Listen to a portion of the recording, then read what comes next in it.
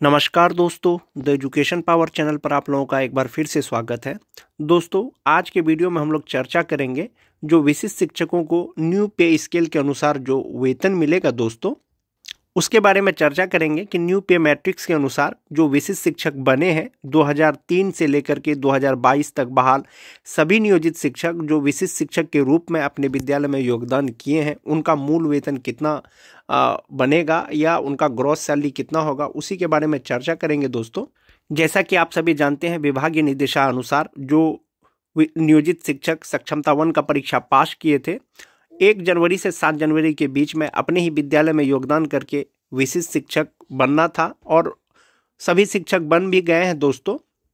अब प्राण जनरेट का कार्य शुरू होगा। तत्पश्चात दोस्तों विशिष्ट शिक्षक का जो अनुमान्य वेतन है, जिस तिथि को विशिष्ट शिक्षक अपने विद्यालय में योगदान किए हैं, योगदान की तिथि से विशिष्ट शिक्षक का अनुमान्य वेतन मिलेगा। लेकिन अनुमान्य वेतन कितना मिलेगा या कितना बनेगा दोस्तों, उसी के बारे में चर्चा करेंगे। जो विशिष्ट शिक्षक नियमावली 2023 है, उसके अनुरूप कितना वेतन बनेगा। तो चलिए शुरू करते हैं आज का वीडियो। फिटमैन मैट्रिक्स का टेबल है दोस्तों। जो भी विशिष्ट शिक्षक बने हैं उसमें या तो 1 to 5 के शिक्षक होंगे, 6 to 8 के होंगे, 9 10 के होंगे और 11 12 के होंगे। ये सारे शिक्षक होंगे दोस्तों। और जो विशिष्ट शिक्षकों का शुरुआती मूल वेतन होगा दोस्तों, जो स्टार्टिंग मूल वेतन है वो बेसिक ग्रेड का वो 25,000 से स्टार्ट है, 6 to 8 का 28,000 से स्टार्ट है, वहीं पर 9 10 का 31,000 से स्टार्ट है और 11 12 का 32,000 से स्टार्ट है। ये उनका मूल वेतन है। 2022 के यानी जो छठा फेज के शिक्षक हैं दोस्तों, उनका मूल वेतन को छोड़ करके बाकी जितने भी नियोजित शिक्षक हैं जो विशिष्ट शिक्षक बने हैं, चाहे वो 2003 के हो, चाहे वो 2006 के हो, चाहे वो 2010 के हो, चाहे वो 2013 के हो, चाहे वो 2016 के हो, उनका जो है एक तरह से मैट्रिक्स जारी कर दिया गया है दोस्तों। फिटमैन मैट्रिक्स के अनुसार, पे प्रोटेक्शन के अनुसार आपका मूल वेतन कितना होगा वो आप इस टेबल से देख सकते हैं दोस्तों। 2022 का 6th फेज वाले को छोड़ करके इसलिए कह रहा हूं दोस्तों, उनका जो मूल वेतन है अभी जो 2024-25 में जो उनका मूल वेतन बनेगा दोस्तों, वो एक इंक्रीमेंट के साथ भी वो 25,000 से कम होगा। अभी 2024 में जो उनका मूल वेतन था नियोजित रहते हुए छठा फेज वाले का, वो 22,600 रुपया था। और एक इंक्रीमेंट जैसे ही इसमें लगेगा दोस्तों, 23,000 समथिंग हो जाएगा उनका मूल वेतन, जो 25,000 से कम होगा। जब तक शिक्षा विभाग का कोई दिशा निर्देश नहीं आ जाता है दोस्तों, तब तक ये मान के चलें कि जो 6th फेज के जो नियोजित शिक्षक हैं, जो विशिष्ट शिक्षक बने हैं, उनका मूल वेतन 1 to 5 का बेसिक ग्रेड का 25,000 से स्टार्ट होगा और वहीं पर 6 to 8 का 28,000 से स्टार्ट होगा। 6th फेज को छोड़ करके दोस्तों बाकी जितने भी नियोजित शिक्षक हैं 2022 से पहले के, 2016 के, 2013 के, वो कोई भी नियोजित शिक्षक का दोस्तों मूल वेतन अभी जो है 25,000 से कम नहीं है, 25,000 से ज़्यादा ही है। 26,210 है, 27,000 समथिंग है। तो उसी के अनुसार जो है फिटमैन मैट्रिक्स के अनुसार जो है उनको वेतन मिलेगा जो विशिष्ट शिक्षक बने हैं। उससे पहले एक नियमावली का पुनरावलोकन करना चाहेंगे दोस्तों। विशिष्ट शिक्षक नियमावली 2023 का दोस्तों ये वाला जो पॉइंट नंबर 8 है, ये बहुत इंपॉर्टेंट है। विशिष्ट शिक्षक स्थानीय निकाय नियमावली 2020 के तहत उन्हें प्रदत्त किए गए पूर्ण वेतन संरक्षण यानी पे प्रोटेक्शन का लाभ मिलेगा दोस्तों। मूल वेतन किसी भी विशिष्ट शिक्षक का नियोजित शिक्षक से कम नहीं होगा, ऐसा नियमावली में लिखा हुआ है। और 6th फेज यानी 2022 वाले नियोजित शिक्षकों को छोड़ करके बाकी कोई सा भी शिक्षक का दोस्तों मूल वेतन 25,000 से कम नहीं है, 25,000 से ज्यादा ही है। संभवतः उनका जो मूल वेतन होगा नियमावली के अनुसार वो 25,000 से ज्यादा, यानी उससे अगला इंक्रीमेंट वाला हो सकता है, उससे अगला इंक्रीमेंट वाला हो सकता है। दूसरा पॉइंट है दोस्तों, इसके अलावा इस नियमावली के प्रभावी होने पर उनका वेतन फिटमैन मैट्रिक्स के अनुसार दे होगा। फिटमैन मैट्रिक्स के अनुसार दे होगा मतलब दोस्तों आपको सेवा निरंतरता नहीं मिलेगा, लेकिन जो वेतन मिलेगा वो आपको फिटमैन मैट्रिक्स के अनुसार, जहां पर फिट बैठेगा आपका मूल वेतन, उसके अनुसार आपको वेतन मिलेगा। उसके बाद है दोस्तों अन्य भत्ते। राज्य सरकार की प्रचलित दरों के अनुसार महंगाई भत्ता, मकान किराया भत्ता, चिकित्सा भत्ता और शहरी परिवहन भत्ता शामिल होगा इसमें। दूसरा चीज है दोस्तों जो 8.3 है, ये विशिष्ट शिक्षक नियमावली 2023 का ही एक पार्ट है दोस्तों। फिटमैन मैट्रिक्स अनुलग्न क के अनुसार होगा। अनुलग्न क में जो फिटमैन मैट्रिक्स यानी जो वेतन दिया गया है दोस्तों उसके अनुसार वो वेतन मिलेगा। और फिटमैन मैट्रिक्स इस नियमावली के अनुसार विशिष्ट शिक्षक की नियुक्ति को इंगित करता है, यानी मूल वेतन के ही अनुसार पता चल जाएगा कि आप विशिष्ट शिक्षक हैं या नियोजित शिक्षक हैं। अब हम लोग वो जो फिटमैन मैट्रिक्स का जो लिस्ट है दोस्तों उसको देखते हैं एक बार फिर से। बहुत से शिक्षकों का दोस्तों मूल वेतन 26,210 रुपया है, लेकिन 26,210 का फिटमैन मैट्रिक्स का अनुसार हुआ कि उनका जो मूल वेतन है वो कहां पर फिट बैठ रहा है। तो 26,210 के आगे वाला उससे कम मूल वेतन नहीं मिलेगा दोस्तों। तो 26,210 से कम 25,750 है जो उनको नहीं मिलेगा, तो उससे अगला वाला उनको मिलेगा। तो 26,210 रुपया जिनका मूल वेतन है नियोजित रहते हुए था, उनका जो है विशिष्ट शिक्षक बनने के बाद वो 26,520 रुपया हो जाएगा। उसी तरह से 27,010 रुपया एक शिक्षक का 2013 या 2016 के शिक्षक होंगे जिनका मूल वेतन 2024 में 27,010 रुपया था। यदि वो विशिष्ट शिक्षक बन गए हैं तो उनका मूल वेतन 27,010 से कम नहीं होगा। तो 27,000 से 10 से कम नहीं होगा, तो उसके आसपास वाला फिट जो है वो है 27,320 रुपया। यानी 2024 में जो नियोजित शिक्षक का मूल वेतन 27,010 रुपया था, अब उनका मूल वेतन हो जाएगा 27,320 रुपया। इसी के आधार पर आप लोग इस चार्ट के माध्यम से अपना अपना मूल वेतन देख सकते हैं दोस्तों। जो 2003 के नियोजित शिक्षक थे उनका मूल वेतन 30,420 रुपया था 2024 में, और 2025 में जो है 31,000 समथिंग हो गया था। तो 30,420 से कम नहीं होगा मूल वेतन, तो उनका अगला इंडेक्स 30,750 रुपया होगा। यदि एक इंडेक्स का लाभ और देता है, इंक्रीमेंट का लाभ यदि गवर्नमेंट उनको देती है, तो 31,000 समथिंग उनका मूल वेतन होगा दोस्तों 2025 में नियोजित शिक्षक का।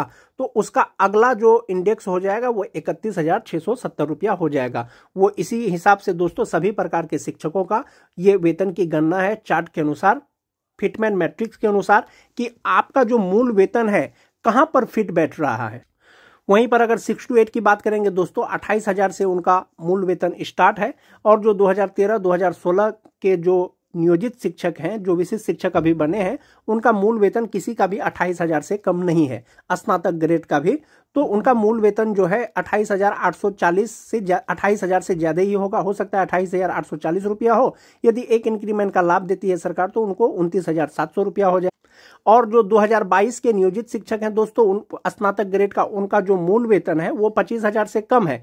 एक इंक्रीमेंट अगर 2025 में उनको मिल भी जाएगा, फिर भी उनका मूल वेतन जो होगा दोस्तों स्नातक ग्रेड का वो 28,000 से कम ही होगा।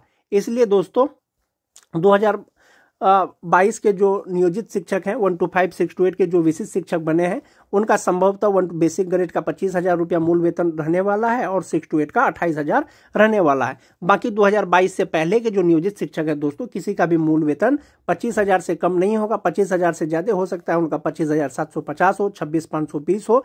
इंडेक्स के अनुसार जितना मूल वेतन मिलता है उसके अनुसार उनका होगा। और दोस्तों जैसा कि नियमावली में जो है प्रोन्नति का भी बात कहा गया है, यानी कि विशिष्ट शिक्षकों को प्रमोशन मिलेगा, एक तरह से प्रोन्नति मिलेगा। तो प्रोन्नति किस प्रकार से होगा? जो विशिष्ट शिक्षक आज के डेट में ग्रेजुएट हैं, मान जाते हैं वो बेसिक ग्रेड में वो शिक्षक है, विशिष्ट शिक्षक बन गए हैं और वो आज के डेट में ग्रेजुएट हैं, 8 साल यदि वो सेवा कर लेते हैं दोस्तों, 8 साल के बाद उनका प्रमोशन होगा यानी प्रोन्नति होगा। तो 8 साल बाद उनका जो मूल वेतन होगा वो 30,750 रुपया होगा। यदि योग्यता उनका बराबर है यानी ग्रेजुएट है वो आज के डेट में, तो 8 साल बाद जो उनका प्रोन्नति होगा, प्रमोशन होगा दोस्तों, वो 6 to 8 के पद पर हो जाएगा और उनका मूल वेतन 34,440 रुपया हो जाएगा। यानी 30,750 से सीधा 34,440 रुपया। वहीं पर बात कर लेते हैं दोस्तों जो 6 to 8 के स्नातक ग्रेड के शिक्षक हैं। फिलहाल 2022 का ही बात कर लेते हैं। यदि मूल वेतन उनका अभी 28,000 रुपया है और वो 8 साल सेवा करते हैं और 8 साल बाद उनका मूल वेतन 34,440 रुपया हो जाएगा दोस्तों। 8 साल बाद जो उनका प्रोन्नति होगा, जो प्रमोशन होगा, तो वो 6 to 8 के वरीय शिक्षक हो जाएंगे और उनका मूल वेतन 36,880 रुपया हो जाएगा।